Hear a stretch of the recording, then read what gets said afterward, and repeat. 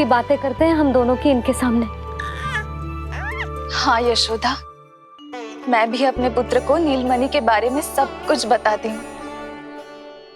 तो बस फिर हमें साथ साथ रखिए ना, मेरा आधा हिस्सा है वो, उनके बिना मैं अधूरा हूँ मैया।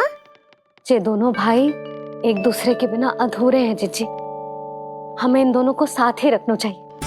आप ही सोचो, यदि नीलमणि की रक्षा होगी तो आपका लल्ला भी तो सुरक्षित रहेगा।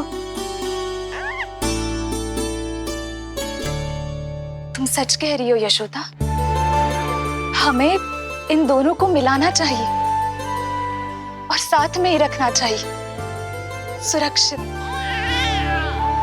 तब तो शीघ्र ही पंडित जी को बुलाकर हमें शुभ मुहूर्त निकलवाना चाहिए। शुभ मुहूर्त? हाँ, शुभ मुहूर्त। दोनों भाइयों के मिलन के साथ साथ उनका नामकरण संस्कार भी करवा देते। अब अपने दाऊ से मिलूंगा मैं।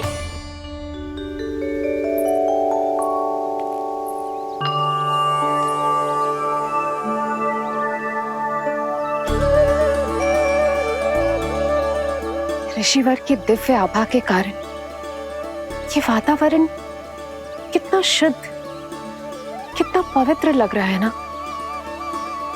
हाँ देवकी, इनका तेज ही ऐसा है कि इनके निकट केवल पवित्रता ही वास कर पाती है। किसी भी प्रकार की दुष्टता इनके पास जाने से पहले ही नष्ट हो जाती है।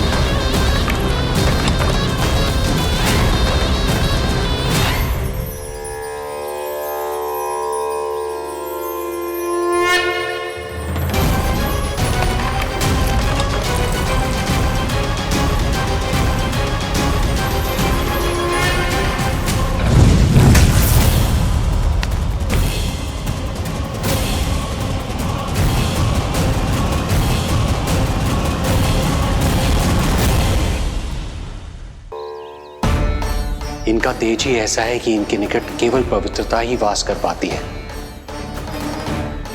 किसी भी प्रकार की दुष्टता इनके पास जाने से पहले ही नष्ट हो जाती है। यदि महर्षि की इच्छा के बिना मैंने भीतर प्रवेश किया तो कहीं ये मुझे श्राप ना दे दे। नहीं, इससे तो अच्छा है कि मैं यहीं आश्रम के बाहर रुकूं और यहीं से इन दोनों पर दृष्टि रखूं।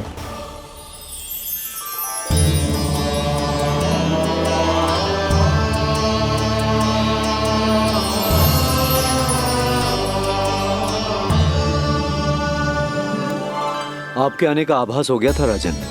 गुरुदेव, जो संतानें हमने खो दी है उनका श्राद्ध करवाने की विनती लेकर हम आपके पास आए हैं। आपका आना व्यर्थ नहीं जाएगा राजन, परंतु मुझे आभास हो रहा है श्राद्ध कर्म इस भेंट का एकमात्र कारण नहीं है।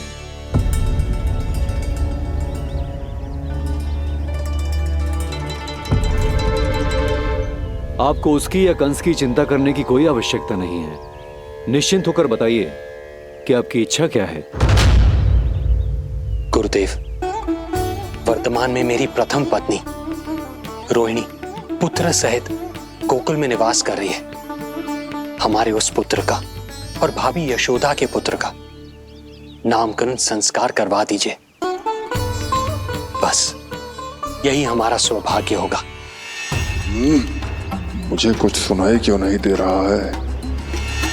देवी रोहिणी से उत्पन्न आपका पुत्र यादव कुल का राजकुमार है और यादवों का गुरु होने के नाते उसका संस्कार कराना हमारा कर्तव्य है। परंतु यशोदा पुत्र का नामकरण वो आप मुझसे क्यों करवाना चाहते हैं?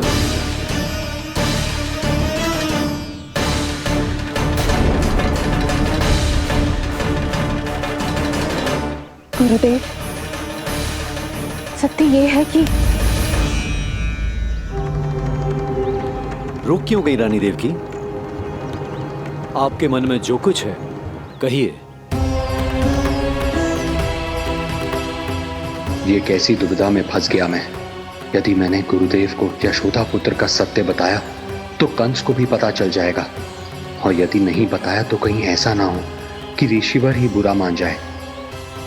लगता है आप दोनों की दुविधा मेरे अनुमान से भी बहुत बड़ी है। अपनी या अपने पुत्र की कुंडली लाए हैं राजन? जी गुरुदेव, अपनी कुंडली है मेरे पास। देवकी,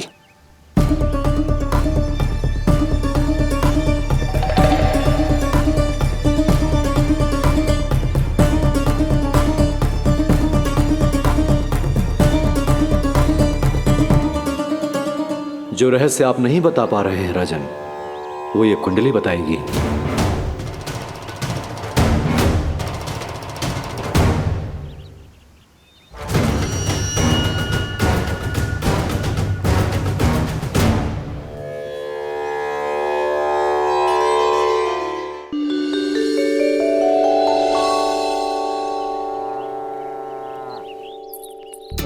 लल्ला, बता कैसी है जगदा? मैया को हो क्या गया है आज? देख, सही सही बताइयो।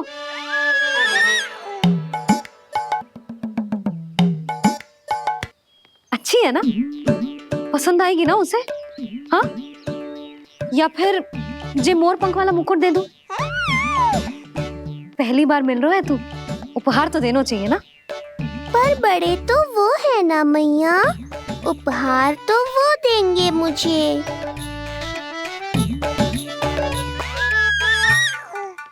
ना ना, मोर पंख वाला मुकुट तो मेरे लल्ला का है ना, जे ना दे सकते। तेरे जैसा कोई कंठक या चांदी वाला कड़ा दे दूं? हाँ?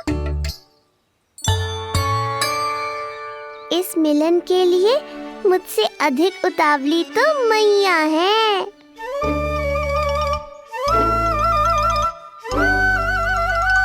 अच्छा, जे उपहार छोड़, तू तो जे बता कि तू उसे बुलाएगा क्या कह के? अन्य सभी के जैसे बड़े भैया या गांव वालों के जैसे दद्दा बुलाएगो, या फिर बड़े नगरों में जैसे बुलाते हैं ज्येष्ठ ज्येष्ठ भ्राता बुलाएगो, या फिर प्रेम से बुलाएगो दाऊ दाऊ बुलाएगो ना?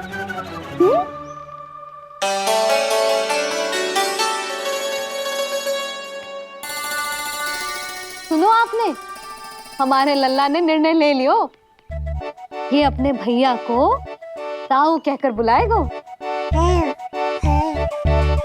अरे वाह, लल्ला ने बोलना भले ही ना सीखो, परंतु तुम्हें बता दियो।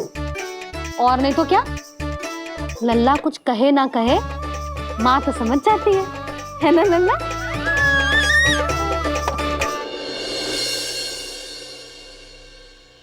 और इसने दाऊ वाली बात पे हाँ भी की है। हाँ हाँ हाँ, तो सदानंद जी ने भी कर दी है। लो, मैं तो भूल ही गई। क्या कही पंडित जी ने?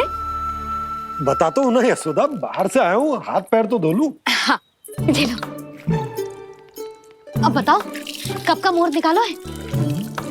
तनिक हाथ मुंह पोंछ लो। अब बताओ क्या कही उन्होंने? यशोदा, थक गए हूँ, तनिक सांस तो लेने दो। बाहर से आया हूँ, जल ना पूछोगी?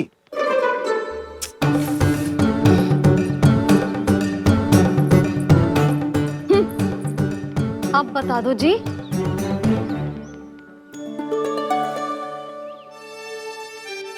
बाबा, अब बता भी दो, नहीं तो खेल खेल में खेल हो जाएगा। हाँ बताओ।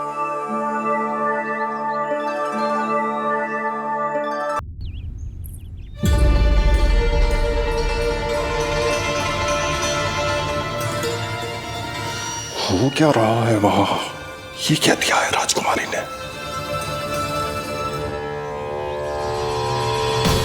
गुरुदेव, शीघ्र ही कोई मुहूर्त बता दे तो बड़ी कृपा होगी। नंद महाराज, अब क्या नामकरण का मुहूर्त भी मुहूर्त निकाल के बताओगे आप? हैं? क्रोधित क्यों हो रही हो यशोदा? बताता हूँ, धैर्य धरो। हाथ मुंह धो लिया, जल पी लिया, विश्राम कर लिया, अब कितनी प्रतीक्षा करवाओगे? हैं?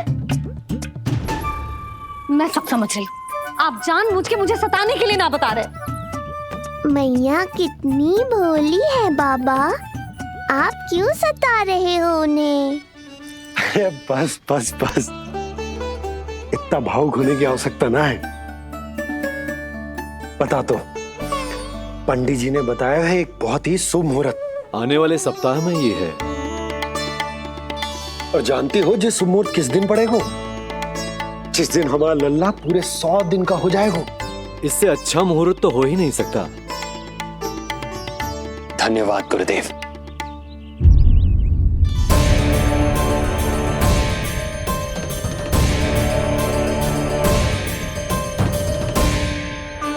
क्या हुआ गुरुदेव? कुछ समस्या है क्या? जो सत्य सारे संसार को पता है और जो संकेत ये कुंडली दे रही है, दोनों में विरोधाभास है राजन।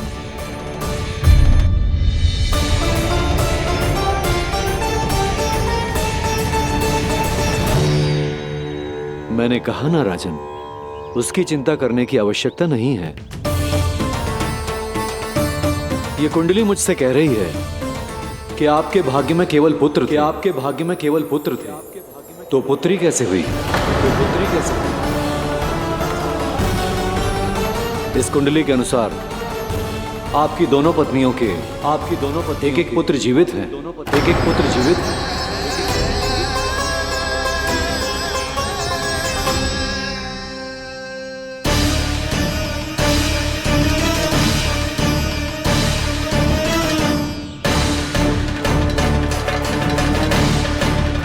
देवकी, गुरुदेव मैं कुछ कैसे? कहने की आवश्यकता नहीं है राजन, मैं जानता हूं मेरे प्रश्नों के उत्तर कहां मिलेंगे। अरे कौन से प्रश्न और कैसे उत्तर? किस बारे में बात कर रहे हैं? ये लोग जो भी बात कर रहे हैं वो मुझे सुनाई क्यों नहीं थी? सही समय की प्रतीक्षा कीजिए राजन, आपके दोनों कार्य पूर्ण होंगे।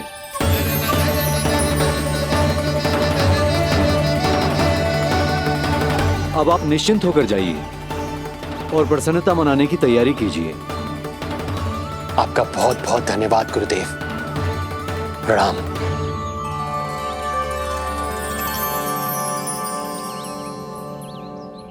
सच्ची? पहले नारायण को धन्यवाद दूं कि लल्ला को सूचना दूं? कुछ समझ में ना आ रहा। लल्ला मैं अभी आया।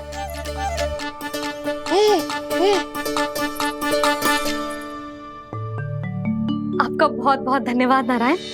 अब शीघ्र ही मेरे लल्ला और उसके दाऊ को उनके नाम मिल जाएंगे, वो नाम जिससे वे पूरे संसार में पहचाने जाएंगे। अब लल्ला को बताती हूँ। लल्ला,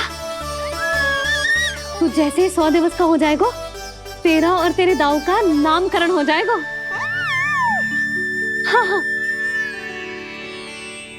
किंतु आपने तो बताओ ही ना, हम इन दोनों को मिलवा कब सकते हैं? क्या देख रहे हो, बताओ तो।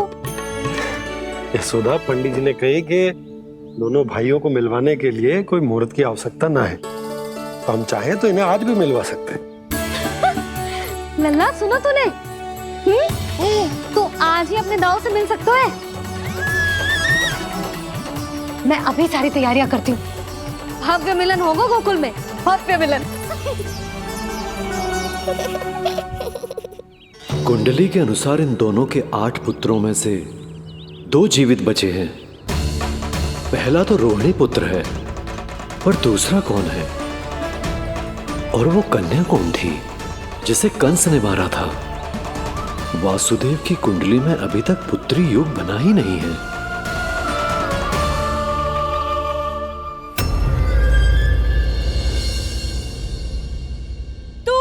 क्या मारेगा?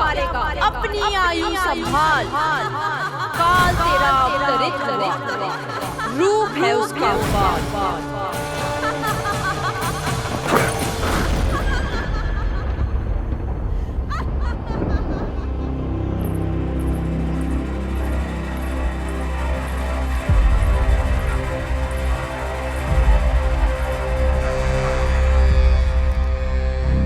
आधी रात को इस तरह से उठकर बैठे हुए हैं आप स्वामी।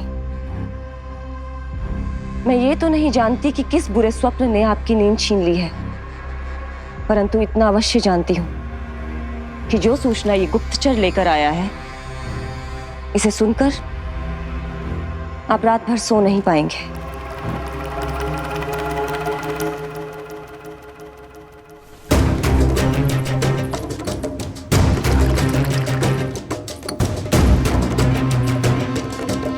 क्या सूचना है? महाराज, उत्कच मारा गया, उत्कच मारा गया, उत्कच मारा गया।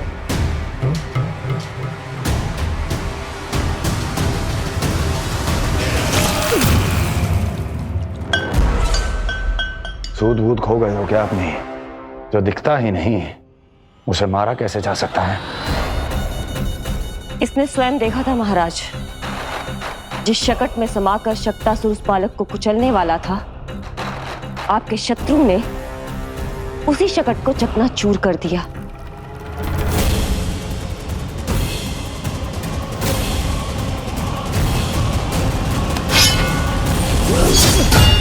महाराज क्षमा।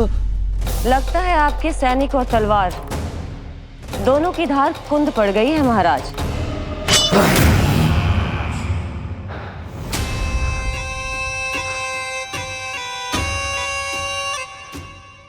इस तलवार की धार पर अब तभी विश्वास दृढ़ होगा जब ये उस बालक के रक्त से स्नान कर लेगी।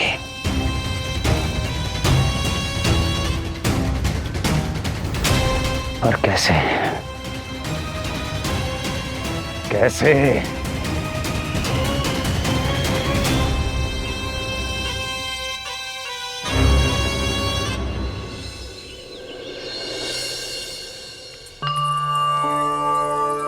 कैसी लगी तुझे दाऊ से मिलने की तैयारी? बहुत अच्छी है मैया, पर उससे भी अच्छी है वो प्रसन्नता जो इस मिलन के उत्साह में मुझे आपकी आंखों में दिख रही है।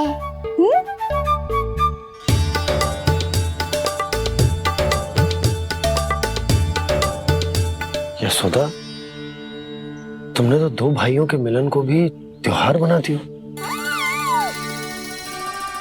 हाँ तो जे किसी त्योहार से कम थोड़ी ना है। जे शुभ दिन दोनों भाई के मिलन को पूरा गांव देखेगो।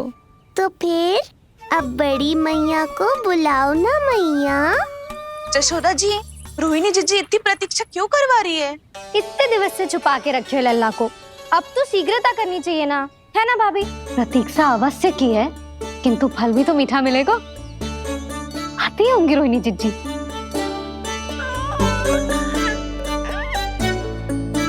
जीजी, कहीं उन्होंने अपना विचार तो ना बदल दियो?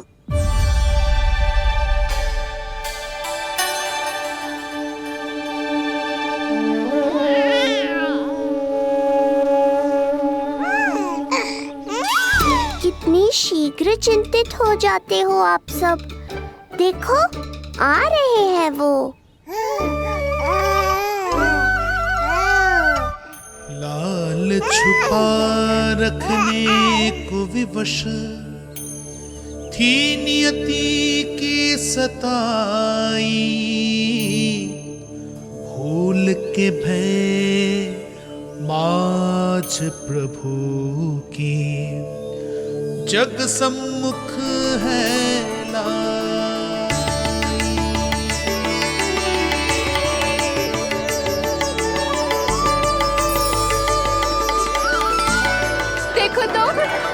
कितनी मधुर मुस्कान है।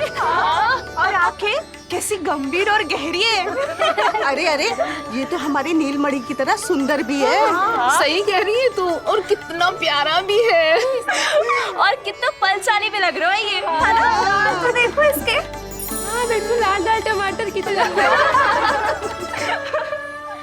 देखो तो दाऊ आए नहीं कि ये सब की सब मुझे भूल ही गई। अरे हटो सामने से, मुझे भी तो देखने दो।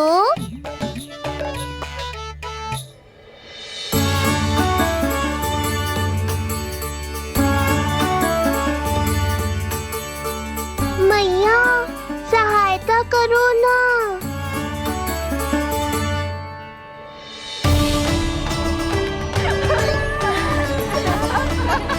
चलो हटो सब, हटो हटो हटो, हटो सामने से। चलो दोनों भाइयों को एक दूसरे से मिलने तो दो।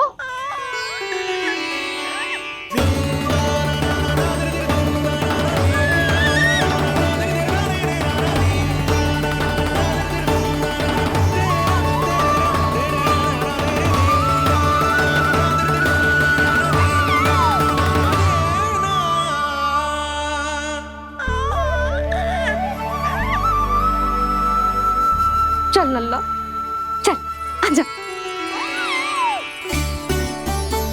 देख नन्ना, आ गए जी तेरे भैया, तेरा दाऊ। जी भर के बातें करो और निहारो एक दूसरे को। लाओ जिज्जी, आजा। ये रहे तेरे दाऊ। आओ जिज्जी।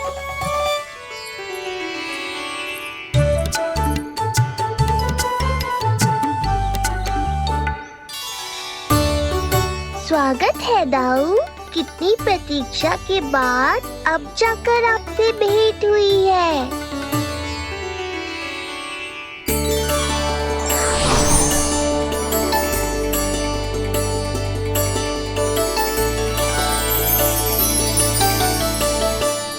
क्या हुआ दाऊ, मुझे पहचान नहीं पा रहे? कितनी देर लगाओगे दाऊ? अब तो पहचान लो, छोटा भाई हूँ आपका।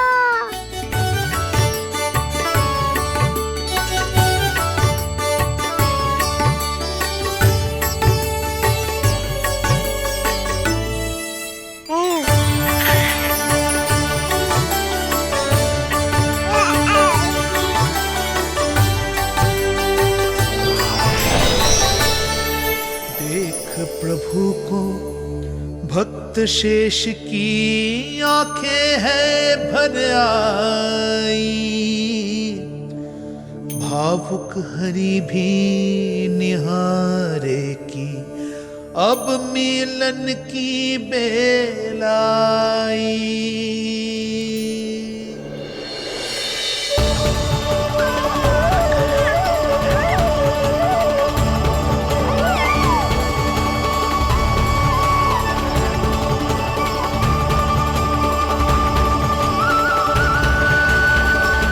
प्रभु, आपके दर्शन पाकर मैं धन्य हो गया।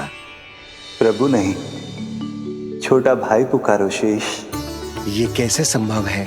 आप नारायण हैं, मेरे प्रभु। ये जानते हुए भी मैं आपसे बड़ा कैसे बन सकता हूँ? हर दुविधा की तरह इसका भी समाधान है शेष।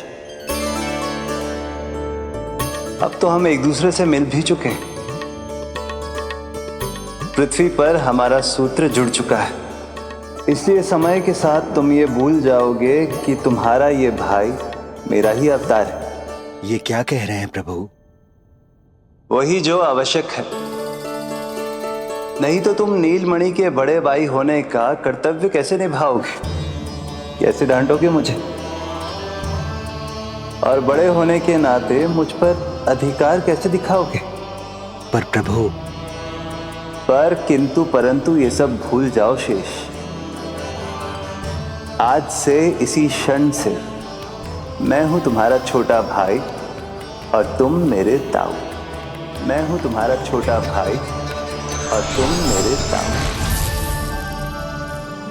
नारायण नारायण दाऊ। दोनों इतने सुंदर लग रहे हैं, मेरी तो दृष्टि भी ना हट रही इससे। कहीं मेरी ही दृष्टि ना लग जाए नहीं। ये तो प्रतिदिन की कथा है दाऊ। हे नारायण, मेरे कानों से तो अभी से रक्त निकलने लगा। आदत डाल लो दाऊ, अब तो सहना ही पड़ेगा। वो देख रहे हो, सुलक्षणा चाची सबसे अधिक चतुर यही है। केवल अधिक चतुर ही नहीं नीलमणि, बहुत अधिक सयानी भी है ये। बिल्कुल सही पहचाना दाऊ, पर आप चिंता मत करो, मैं हूँ ना, मैं संभाल लूंगा इन सबको। देखो तो जिज्जी, इन दोनों की दृष्टि एक दूसरे से ऐसी चिपक गई है कि अब हटने का नाम ही ना ले रही। ये सूचक है उस प्रेम के बंधन का जिसमें ये दोनों भाई आज के बाद सदा के लिए बंध जाएंगे।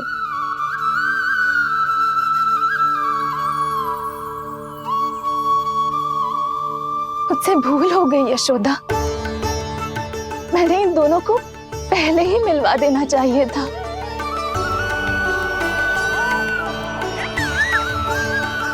मैं कहती थी ना आपसे।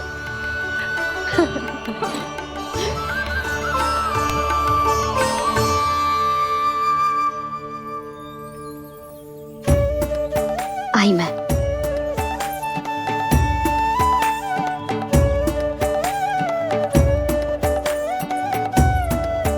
क्या सोच रहे हो ऐसे खड़े खड़े?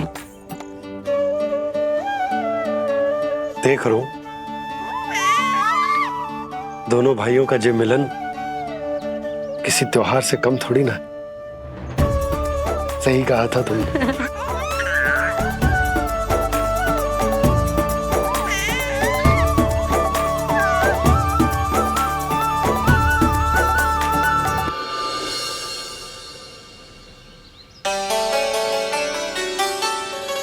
सुना ना तूने जो गोपिया क्या कह रही थी कि नीलमणि का दाऊ कितना बलशाली है।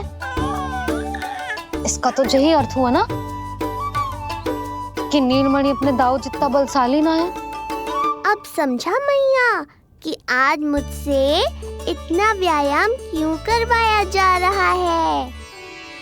पर मुझे पता है मेरा नीलमणि सबसे अधिक बलशाली है। हाँ।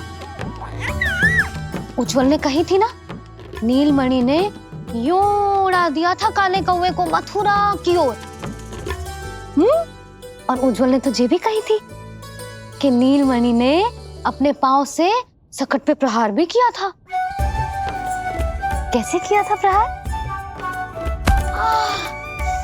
कैसे किया था? लग गई मैया को।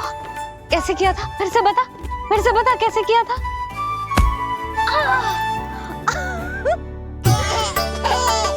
मेरे लल्ला में कितना बल है, मैया को ही ढकेल दियो पीछे।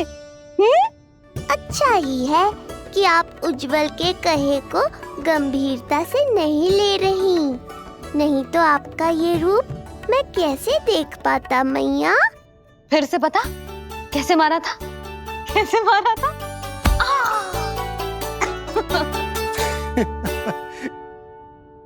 लल्ला तू बड़े के जैसे कब से हंसने लगो?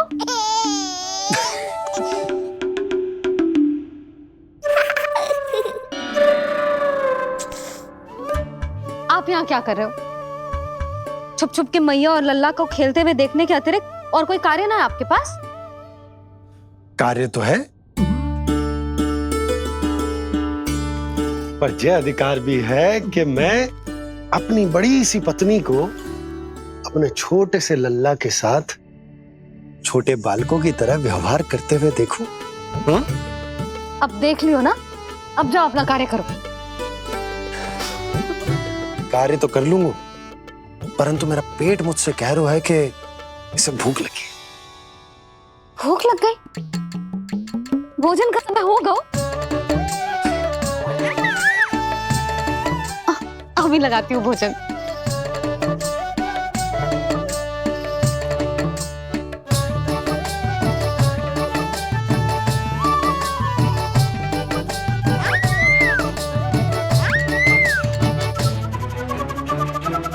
क्या हुआ लल्ला, इतना उतावला क्यों हो रहा है तू?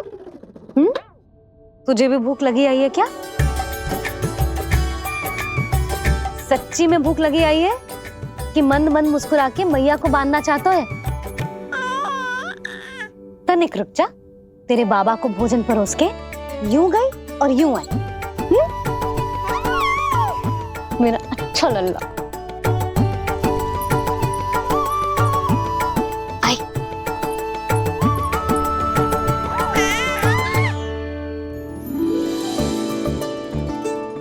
केवल रोटी है खाने में? ना, दाल है ना, तरकारी भी है, दही है, लड्डू भी है। तो दाल ले आओ। अभी लाई है।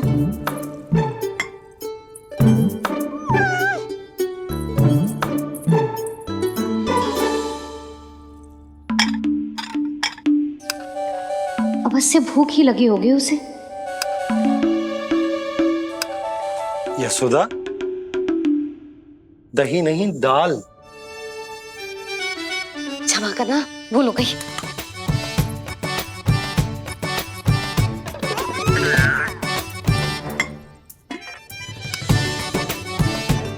यशोदा, दाल दाल।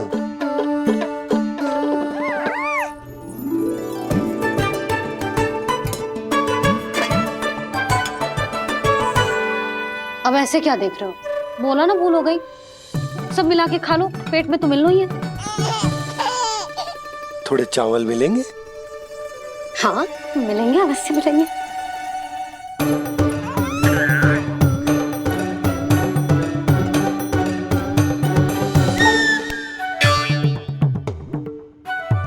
लड्डू नहीं, चावल।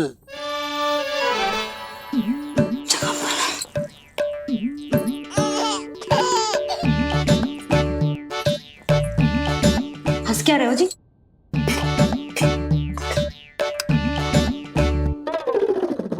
आज व्यायाम भी बहुत कस के करवाओ था मैंने, कहीं अधिक भूख तो ना लगी होगी। सच्ची है यशोदा, बिल्कुल ना बदली तू। पहले रामू की चिंता में व्याकुल रहती थी और अब हम नीलमणि में तुम्हारा मन लगा रहता। हाँ तो लल्ला भूखा हो और मैया का मन व्याकुल भी ना हो, ऐसा हो सकता है भला? अरे तो दूध पिला दो ना उसको। जाऊं? शीघ्र जाओ। किंतु आप तो खा रहे हो ना पतिदेव। वही तो यशोदा, मैं खा रहा हूं, किंतु वो भूखो है। जाओ। ठीक है। यहाँ थी तो लल्ला की भूख के लिए चिंतित थी, अब वहां जाएगी तो पक्का मेरे भोजन के बारे में चिंता करेगी।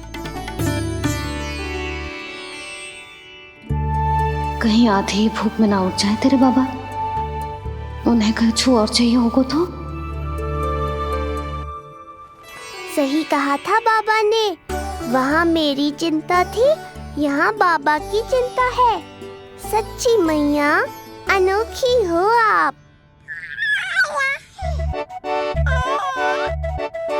अरे इतने से पेट भर गया तेरा?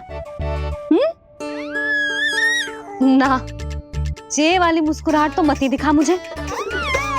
इतनी शीघ्र तेरा पेट भर ही ना सकता। मैया जानती है अपने लल्ला की भूख।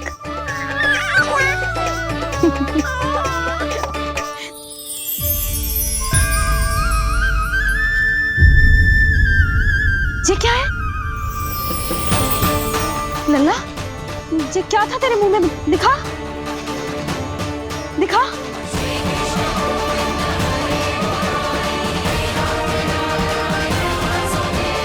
मैया को सब पता है, इतनी जल्दी तेरा पेट भर ही ना सकता।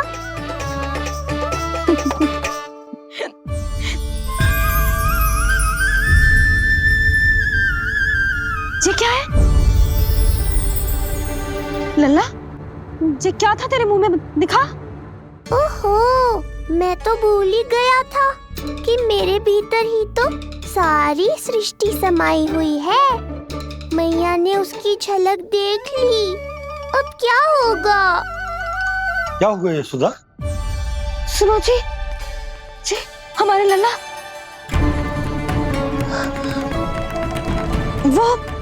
वो इसके मुंह में। क्या? भूल जाओ ना मैया, कुछ नहीं था मेरे मुंह में।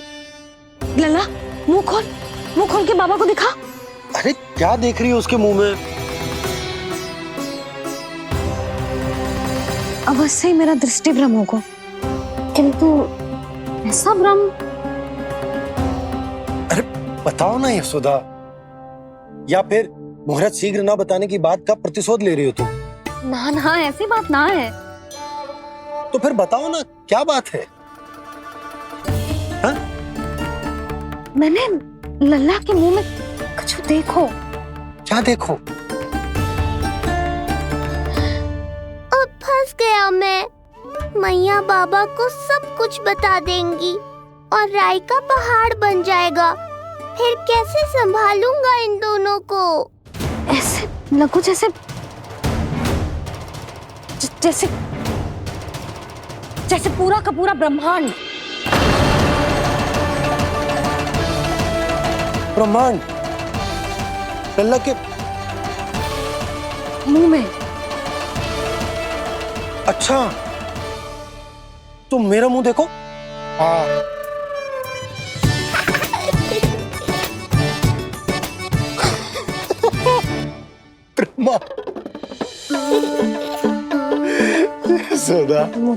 मुझे पता था आप मेरा उपहास उड़ाओगे। अरे नहीं नहीं नहीं, तुम देखो तो सही।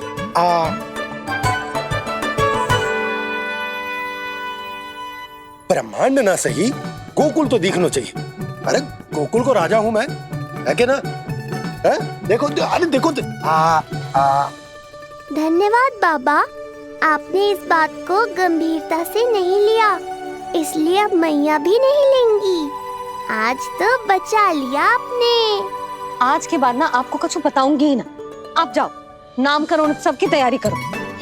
और हाँ, इस बार भी उत्सव छोटा ही करना है, जो तो मत ही बोलना आप। हाँ। अब इसे कैसे समझाऊं कि हम कोई भी उत्सव बड़ा ना कर सकते? व्यर्थ ही कंस की दृष्टि पड़ जाएगी हम पर।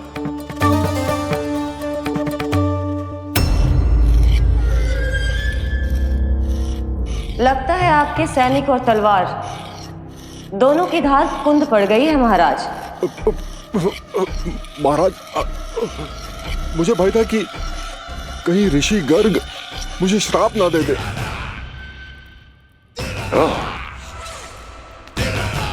तो श्राप से भयभीत हो गए दुर्जन, किंतु कंस तो कोई श्राप नहीं देता, सीधा मृत्यु देता है। ऐसा न करे महाराज, दया करें, दया निदान। यदि मैं उनकी इच्छा के विरुद्ध भीतर जाने की कोशिश करता तो जितनी सूचना मुझे मिली है उतनी भी नहीं ला पाता। तब आपको कैसे पता चलता महाराज कि आपकी बहन और बहनोई मात्र अपनी वृद्ध संतानों के श्राद्ध के लिए वहां नहीं गए थे?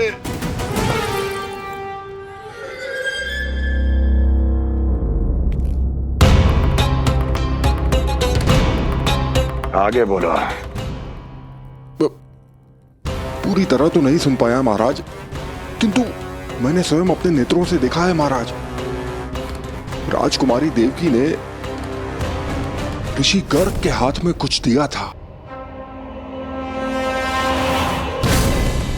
ये सत्य है महाराज, और ऋषि गर्ग ने उन दोनों को वचन भी दिया था। सही समय की प्रतीक्षा कीजिए राजन, आपके दोनों कार्य पूर्ण होंगे। महाराज, मैं आपका सबसे विश्वसनीय सेवक हूं। आपके हर आदेश का पालन करना मेरा अधिकार है, और मैंने अपने अधिकारों का पालन किया भी है महाराज। किंतु फिर भी यदि मेरी ओर से कोई भूल हुई हो, मुझे क्षमा करे दया निदान, मुझे क्षमा करे। इसका अर्थ है कि उत्कच सही कह रहा था। वो दोनों अवश्य ही कोई ना कोई षड्यंत्र रच रहे हैं मेरे विरुद्ध। समय आ गया है, अब मुझे किसी ऐसे की खोज करनी होगी जो उतना ही शक्तिशाली हो जितनी की मेरी ये तलवार।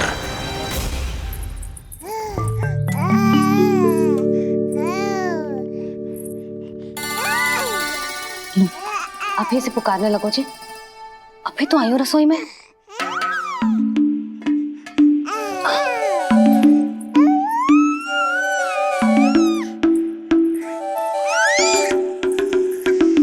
शीघ्र ही तुझे भी अपने बाबा का हाथ बटाना पड़ेगा, समझ रहे हो ना? बटाएगो ना हाथ? अभी जे 100 दिन का भी ना हो और जे इस नन्हे से बालक को काम काज का भार सौंपने की बात करने लगे। काम का नाम सुनते ही मुख से स्वर ना निकल रहे तेरे? अभी तो बड़ा ऊ कर रहा था। बता, हाथ बटाएगो के ना? अरे बता ना।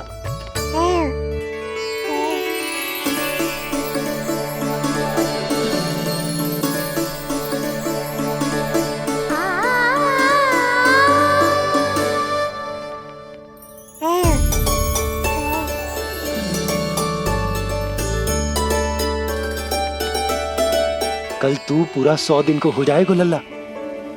पंडित जी आएंगे, तुझे नया नाम मिलेगा।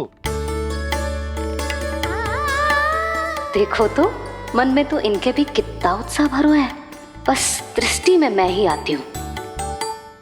और कल तुझे वो नाम मिलेगा लल्ला जिससे पूरा संसार तुझे पहचानेगा।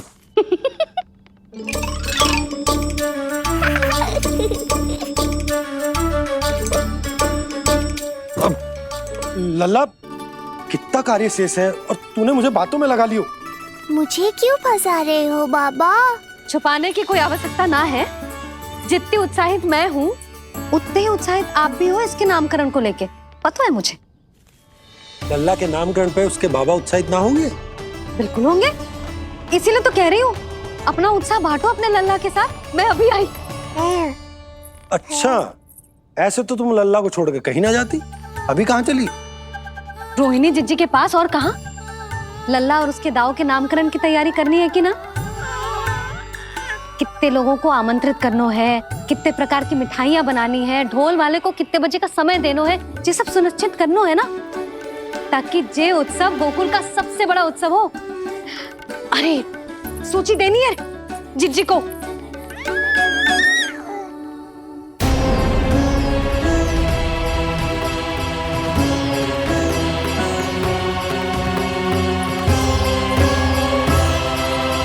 सबकी कोई आवश्यकता ना है। आवश्यकता ना है मतलब? कहना क्या चाहते हो आप? मैं ये कहना चाहता हूं कि यशोदा, सत्य तो ये है कि हमें दुख में ना अत्यधिक दुखी होना चाहिए और ना सुख में अत्यधिक उत्साहित। प्रसन्नता कितने भी क्यों ना, हमें उत्सव संयम से ही मनाना चाहिए। इतने वर्ष संयम ही तो रखा था ना नंद जी।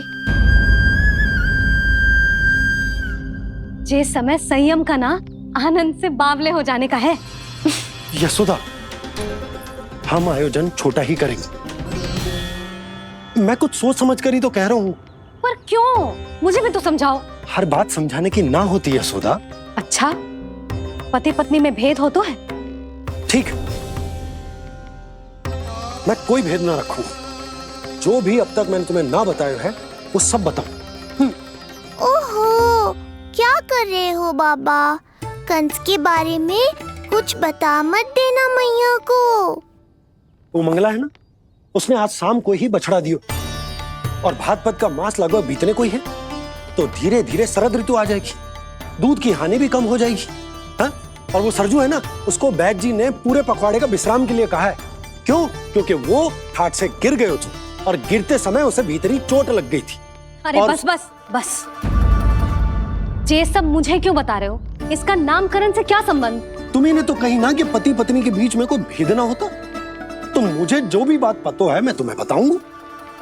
कितनी समझदारी से बात बदल देते हो आप, और भोली भाली मैं आपकी बातों में आ जाती हूँ और इस सब में असली बात तो रह ही जाती है। किंतु आज बात मेरे लल्ला की है। उत्सव तो विशाल ही होगा और इस बारे में कछु और ना सुनूंगी मैं। आप लल्ला का ध्यान रखो, मैं जा रही हूँ रोहिणी जीजी के पास। यशोदा,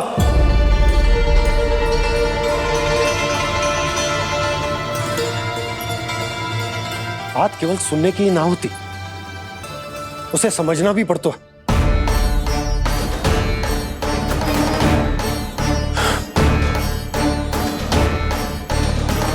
विश्वास है ना मुझ पर? मैं कुछ सोच समझ कर ही कर रहा हूँ ना। उत्सव तो छोटा ही होगा।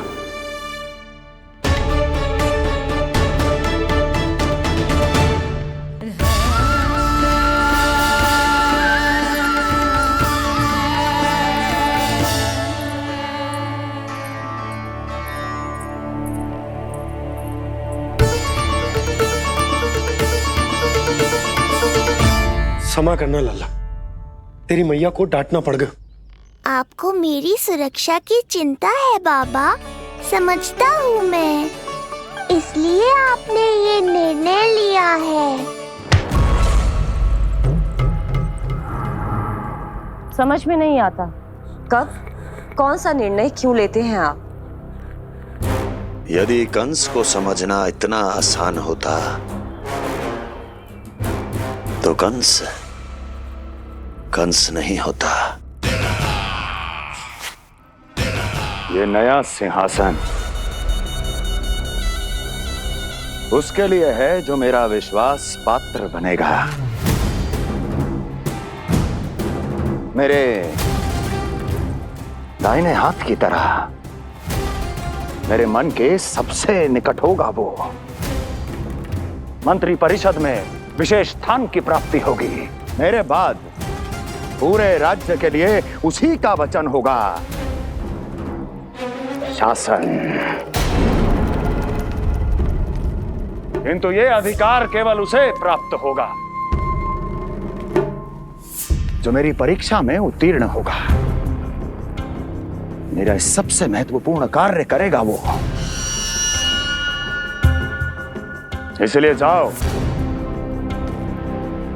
कह दो सभी बाहुबलियों को, महाबलियों को, दैत्यों को, दानवों को, प्रेतों को, पिशाचों को, सभी को ये सूचना दे दो ना ना ना ना,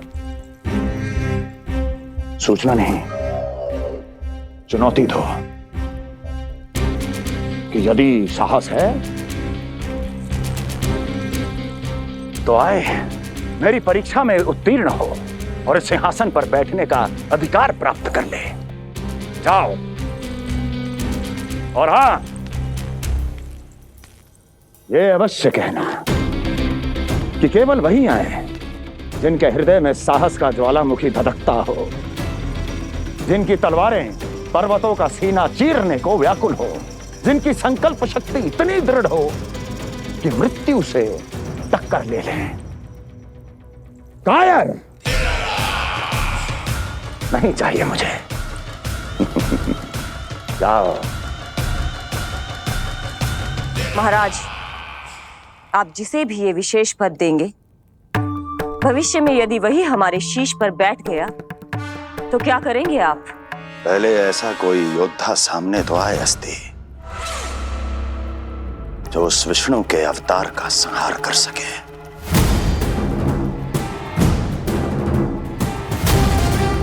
और जहां तक प्रश्न है हमारे शीश पर बैठने का, तो स्मरण रखो अस्ति, कंस को अच्छी तरह आता है ऐसे दुस्साहसियों को बीच दरबार में खड़ा करके अपनी उंगलियों के संकेत पर नृत्य करवाना। ता दीर्घ ता और अपना कार्य सिद्ध होने के बाद उनके तन से उनके शीश को उतारना। कंस को भलीभांति आता है।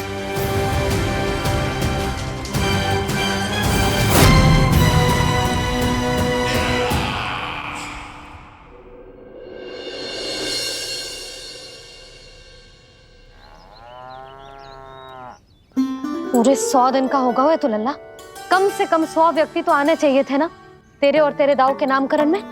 हाँ, अब तुम मुस्कुरा क्या रहो है? तू ही बता, जे भवन देख के लग रहा है कि यहाँ कोई उत्सव है?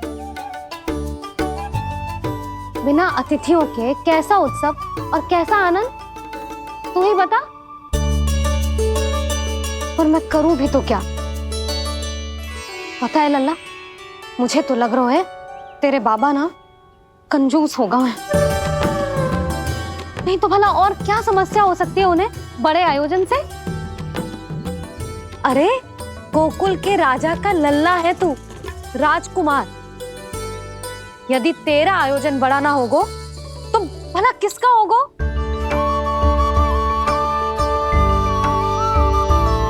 मेरी ही भूल है, मैं भोली हूं, इसीलिए व्यर्थ में तेरे बाबा की बातों में आ गई।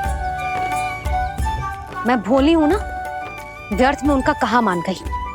किंतु अब ना मैं कोई मांग रखूंगी, ना मैं उनसे बात करूंगी।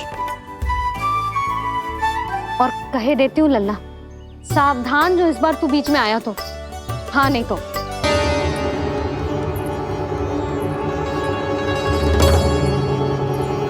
क्या होगा? हाँ सब ठीक तो है ना? आप इतनी चिंता में क्यों हो जी?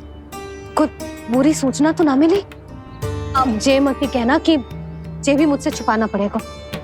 जो भी है मुझे बताओ। पंडित सदानंद जी महाराज वो नामकरण के लिए ना आ सके। उनकी बिटिया के पांव भारी, उसे लिवाने वो समझाने गए। ये तो शुभ समाचार है।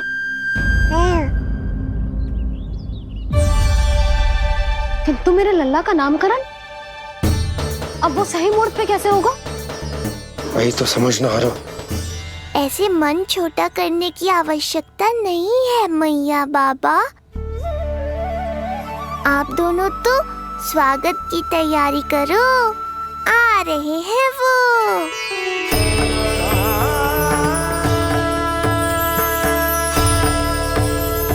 लो आ गए वो जिनकी मुझे प्रतीक्षा थी। आप दोनों व्यर्थ ही चिंता कर रहे थे।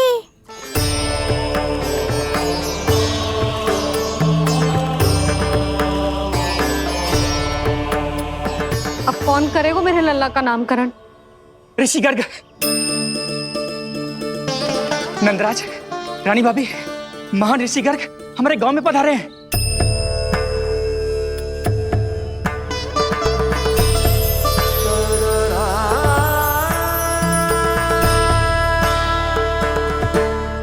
ऋषि गर्ग गोकुल में? हाँ नंदराज, और कह रहे थे उन्हें यादव राज वासुदेव जी ने भेजो है रानी जी के पास। अरे तो तुम लोग खड़े खड़े क्या देख रहे हो? जाओ उनके सत्कार की तैयारी करो। जी यशोदा, उनके स्वागत की तैयारी करो। सुनो जी, वो तो यादवों के कुलगुरु है ना, रोहिणी जीजी के यहाँ आए हैं, हमारे यहाँ आएंगे। आप देखती जाओ मैया, वो सीधे हमारे घर ही आएंगे।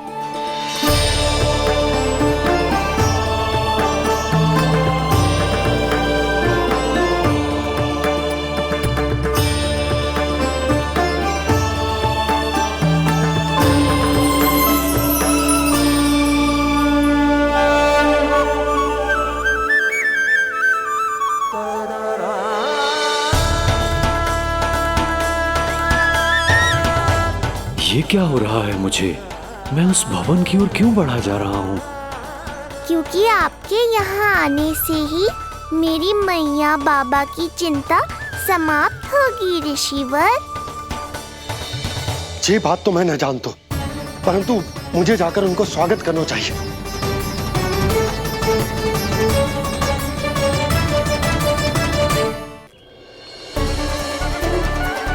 गुरुदेव,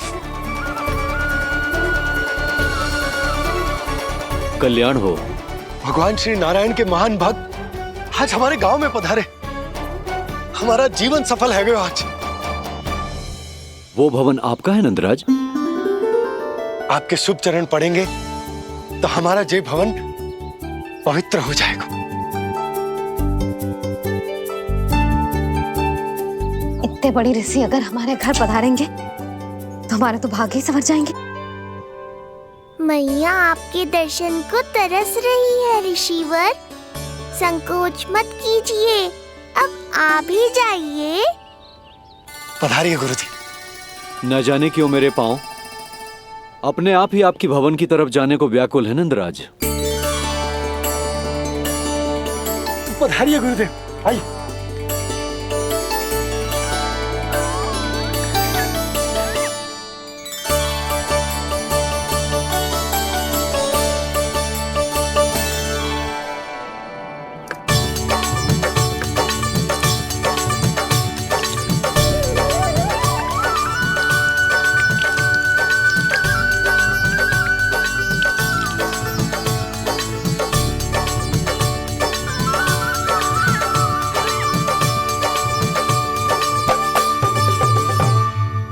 कल्याण हो।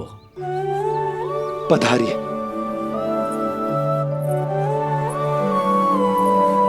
आया तो था मैं रानी रोहिणी के भवन में, पर पता नहीं कैसे यहाँ खींचा चला आया।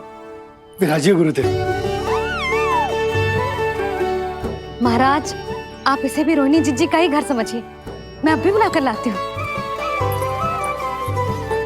महाराज, ये हमारा सौभाग्य है कि आपने यहाँ आना स्वीकार किया। कहिए, क्या सेवा करूं मैं आपकी? मुझे आपके भाई वासुदेव ने भेजा है नंदराज।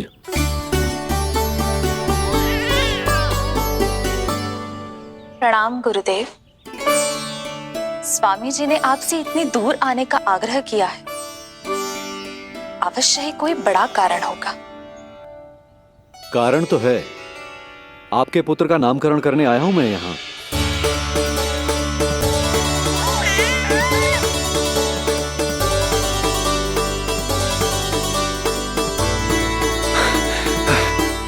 ऋषिवर, तब तो आप अत्यंत ही शुभ दिन पधारे।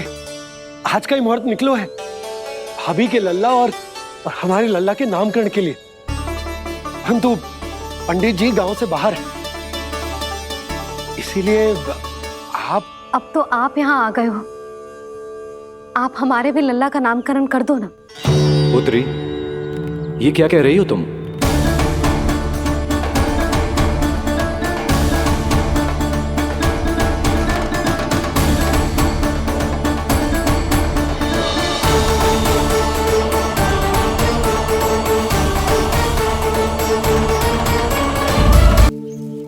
आप हमारे भी लल्ला का नामकरण कर दो ना। पुत्री, ये क्या कह रही हो तुम? विनती कर रही हूँ, और मेरी जे आग्रह अस्वीकार मत ही करो। आप दोनों भाइयों का नामकरण एक साथ हो जाएगा।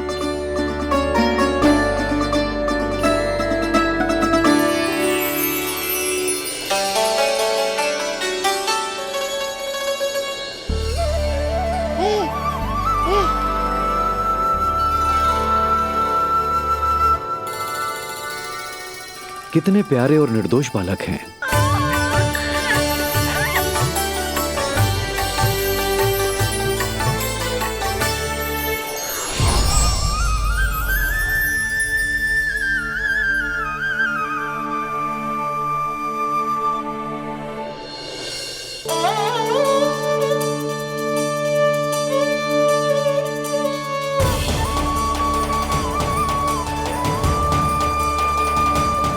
इन दोनों को देखकर गुरुदेव की आंखों में आंसू क्यों आ गए?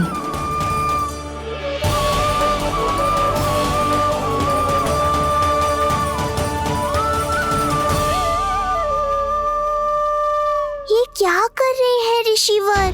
संभालिए अपने आप को, नहीं तो मेरा रहस्य खुल जाएगा आज। अरे ऋषिवर, हाथ मत जोड़िए। इससे पहले कि गड़बड़ हो जाए, अपनी नमस्कार मुद्रा को आशीर्वाद मुद्रा में बदल दीजिए। बात को समझिए। मैंने ये अवतार मैया और लल्ला के अद्भुत संबंध का अनुभव करने के लिए लिया है, पर आपकी भावुकता के कारण यदि मैया को मेरा सत्य पता चल गया तो ये संबंध ही बदल जाएगा।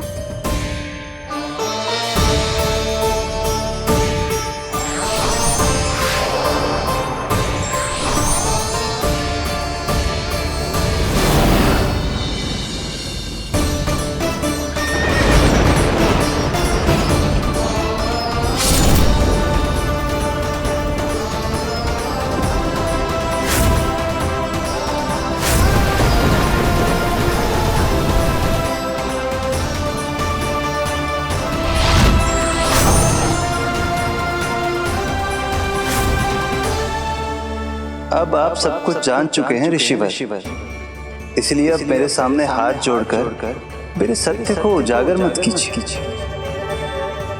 अपने शिष्य वसुदेव के पुत्र के रूप में मुझे आशीर्वाद दीजिए।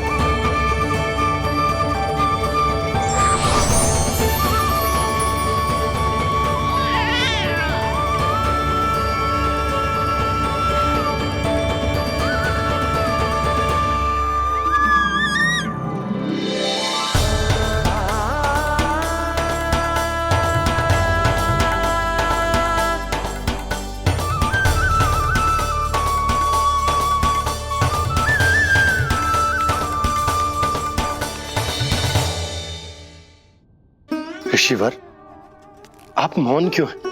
और आपकी आंखों में आंसू, सब कुछ ठीक है ना? अब तो आप हमारे लल्ला का नामकरण करोगे ना? इन दोनों का नामकरण करना मेरा सौभाग्य होगा पुत्री।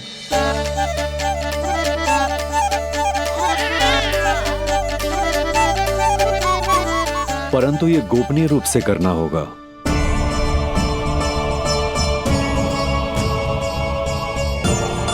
अवश्य ही स्वामी का आग्रह होगा,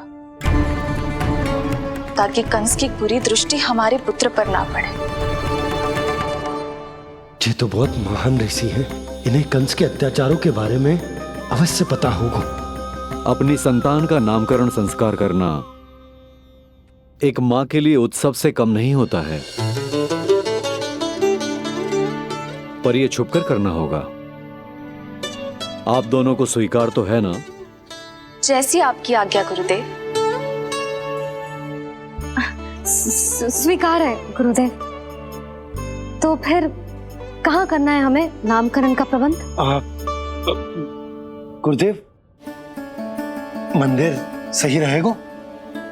उससे पवित्र स्थान तो हो ही नहीं सकता है। ऋषिवर, आप तनिक विश्राम कीजिए, हम लोग प्रबंध करते हैं। मैं कुछ समय इन बालकों के साथ व्यतीत करना चाहूंगा। ये तो इनका सौभाग्य होगा।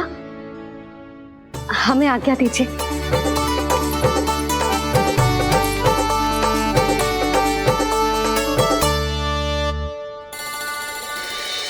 प्रभु, स्वयं भगवान होकर भी आपको बंदी गृह में जन्म लेना पड़ा। अब अपनी मां को छोड़कर दूसरी मां के यहां पलना पड़ रहा है। जब से गोकुल आए हैं, छुप छुप कर रहना पड़ रहा है। इतनी नन्ही सी अवस्था में दुष्ट कंस के कितने ही आक्रमणों का सामना कर चुके हैं आप। और जिस उत्सव में सभी सप्तऋषियों और सभी देवी देवताओं को साक्षी बनकर आना चाहिए, उस नामकरण उत्सव को यहां एकांत में करना पड़ रहा है। क्यों प्रभु, इतने कष्टों को सहकर ये अवतार क्यों लिया है आपने? दुष्टों का नाश करने के लिए, धर्म की स्थापना करने के लिए और सबसे अधिक मैया की ममता का अनुभव करने के लिए। पर इसके लिए इतने कष्ट? मानव जीवन लिया है तो कष्ट तो उठाने ही पड़ेंगे ऋषिवर। मानव जीवन की आंच जला रही है, फिर भी आप मुस्कुरा रहे हैं प्रभु। ये कैसा अनोखा अवतार है? आंच में जलकर भी यदि मैं नहीं मुस्कुराऊंगा तो अपने भक्तों को क्या शिक्षा दूंगा मैं? आज एक कंस का प्रकोप है, भविष्य में सहस्रों कंस होंगे और आने वाले युगों में होंगे अनगिनत कंस। उस समय मेरे भक्तों को पता होना चाहिए कि अपने कष्टों को कैसे सहना है और धर्म के पथ पर अडिग कैसे रहना है।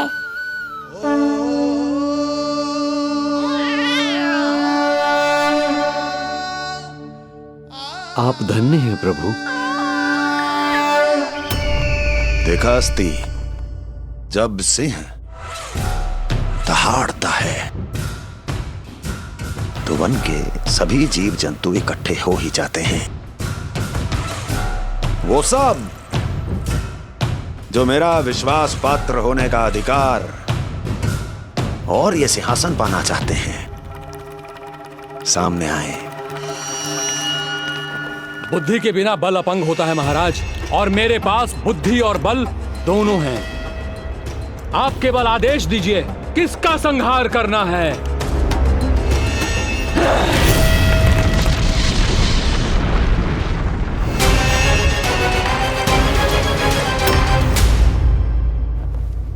सारी तैयारी हो गई। बोलो। आप गुरुदेव को बुला लो, मैं रोहिणी जीजी और बालकों को ले आती हूँ। यशोदा, तुम रुष्ट तो ना हो ना मुझसे? मैं भला रुष्ट क्यों होने लगी? नहीं, तुम जो उत्सव बड़े धूमधाम से करना चाहती थी और बहुत प्रसन्न हूं मैं कि हमारे लल्ला का नामकरण स्वयं ऋषि गर्ग पूरे विधि विधान से कर रहे हैं। मैं समझ गई, उत्सव बड़ा हो या ना हो, प्रसन्नता बड़ी होनी चाहिए। अरे मैं तो इतनी उत्साहित हूँ कि दोनों भाइयों का नामकरण आज के शुभ मुहूर्त पे हो रहे हैं। तो इससे पहले जो बीत जाए, जाओ। आप भी बुला लो।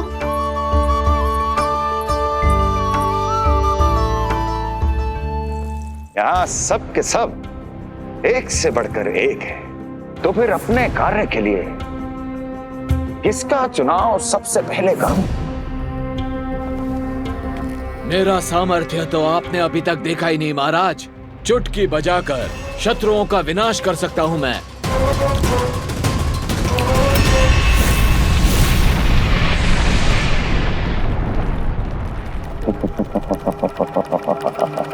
वाह! किंतु आपने तो बताया ही नहीं कि करना क्या है। वध करना है, एक नवजात बालक का वध। उसे साधारण बालक मत समझना। गोकुल में नंद के घर पल रहा वो बालक विष्णु का अवतार है।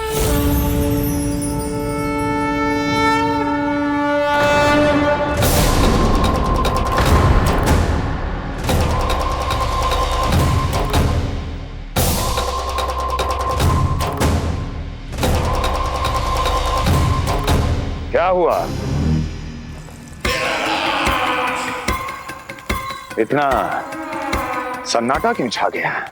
क्षमा कीजिए महाराज, पर मैं नन्हे बालकों के साथ हिंसा नहीं करता। विष्णु अवतार बड़ा छलिया है महाराज, मैं उसका मुख भी नहीं देखना चाहता।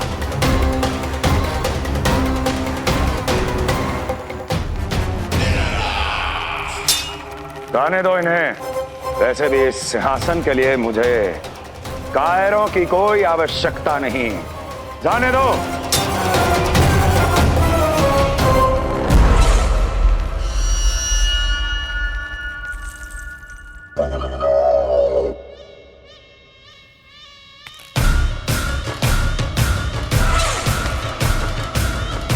दुर्जन, क्या कहा था मैंने कहा था केवल वही आए जिनके हृदय में साहस का ज्वालामुखी धधकता हो, जिनकी तलवारें पर्वतों का सीना चीरने के लिए व्याकुल हो, जिनकी संकल्प शक्ति इतनी दृढ़ हो कि वो मृत्यु से टक्कर ले जाएं। वही होगा इस सिंहासन का असली अधिकारी। महाराज,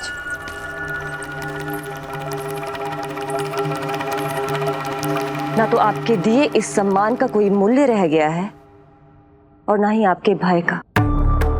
अभी अभी आपने ही कहा था ना कि जब वन में कोई सिंह दहाड़ता है तो उस वन के सभी जीव जंतु एक जगह एकत्रित हो जाते हैं, परंतु उसी वन में जब कोई बब्बर सिंह दहाड़ता है तो वही जीव जंतु भय के मारे इधर उधर भागने लगते हैं। निश्चित ही वो बालक इन सब के लिए बब्बर सिंह बन चुका है। उसका भय हमारे साम्राज्य की नींव हिला रहा है महाराज।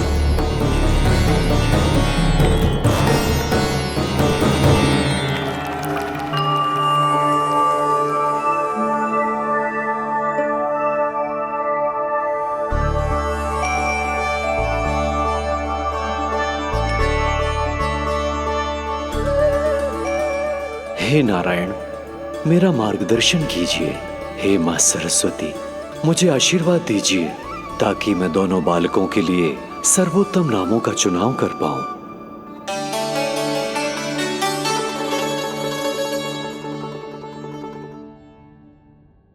आपके पुत्र को बड़े भाई के कर्तव्य का निर्वाह करना है और इस दायित्व को प्रभु श्री राम से अच्छा किसने निभाया है।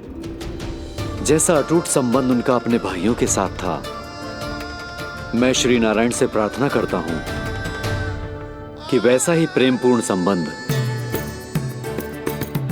इसका भी अपने छोटे भाई के साथ हो।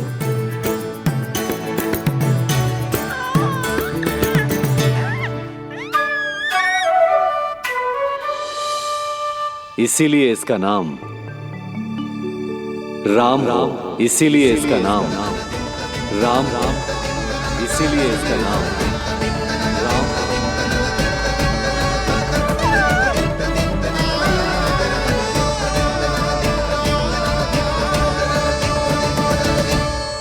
बड़े भाई में आदर्श, न्याय, संकल्प बल के साथ साथ शारीरिक बल भी होना चाहिए।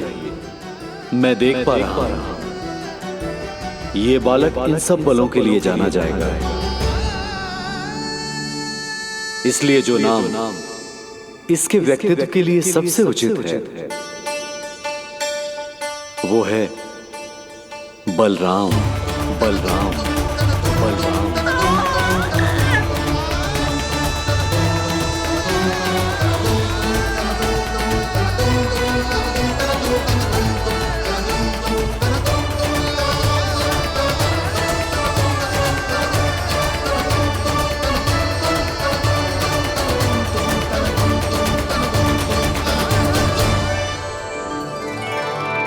बलराम,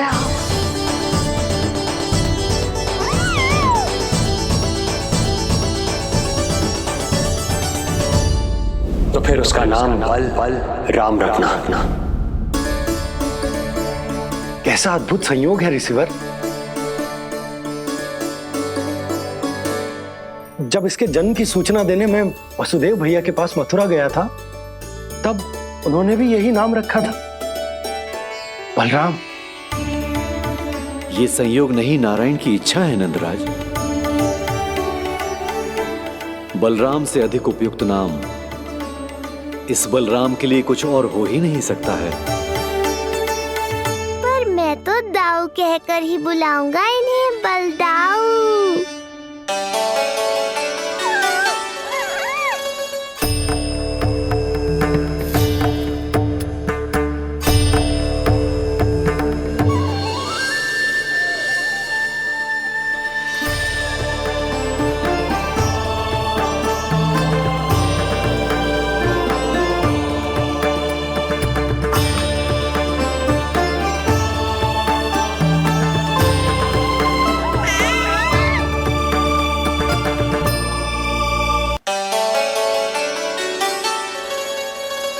सुना पुत्र, आज से तुम्हारा नाम होगा बलराम, बलराम, बलराम।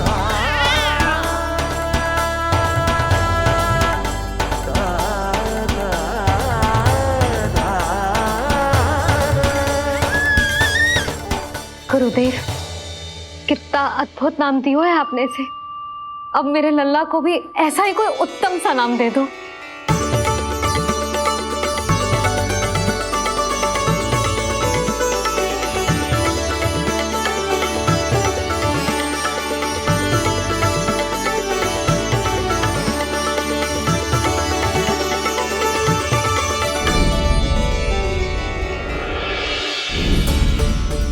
ये कठिन दायित्व आपने ही मुझे सौंपा है प्रभु, इसे निभाने की क्षमता भी आप ही दीजिए।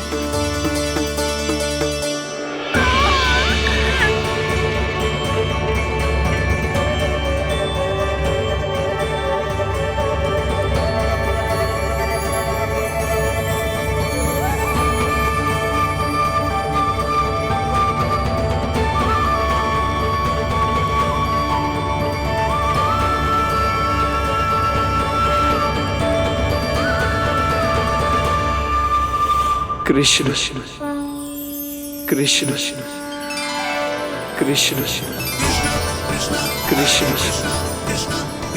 कृष्ण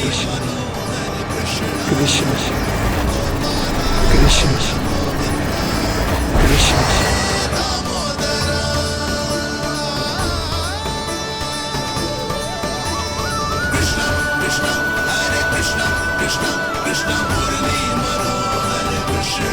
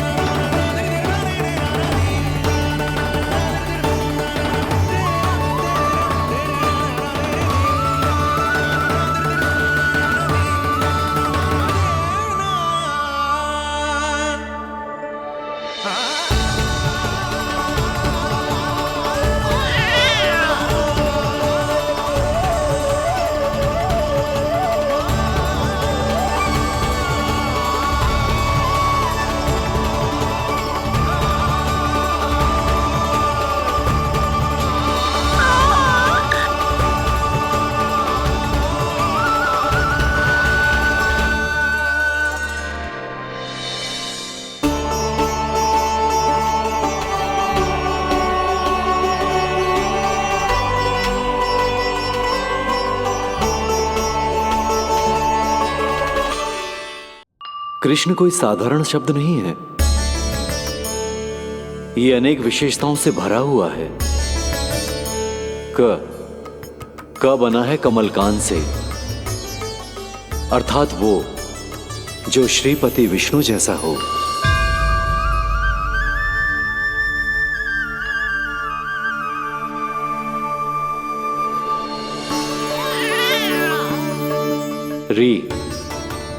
री की उत्पत्ति हुई है श्री राम से, अर्थात वो जो सबके हृदय में बस जाए। श ऐश्वर्य के स्वामी विष्णु के लिए, अर्थात वो जो समृद्धि लेकर आए।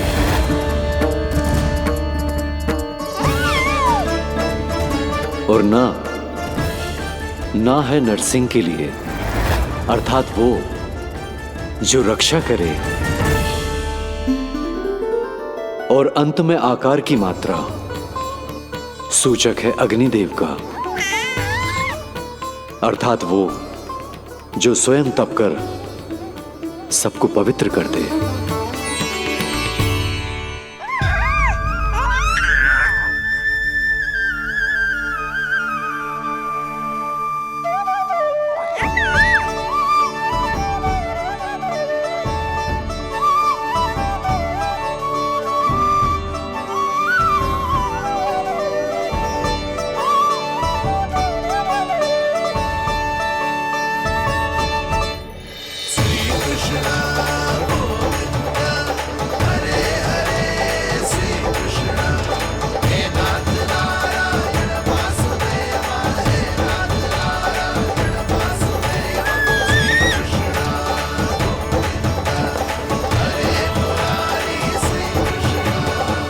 आज से तुम्हें सारा संसार जिस नाम से पहचानेगा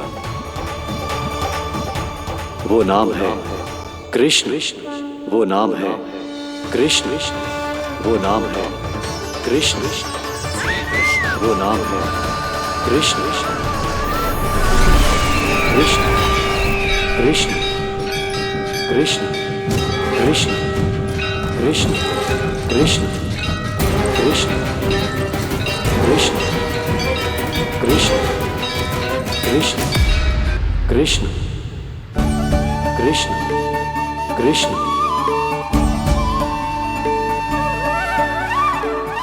यशोमती मैया की नंद लाला,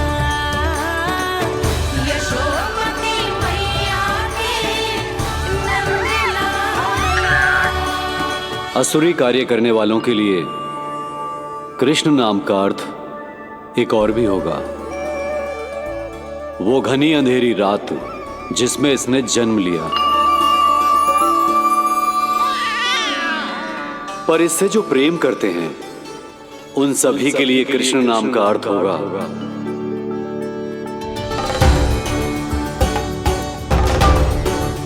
अतुलनीय सुंदरता और अथाह प्रेम।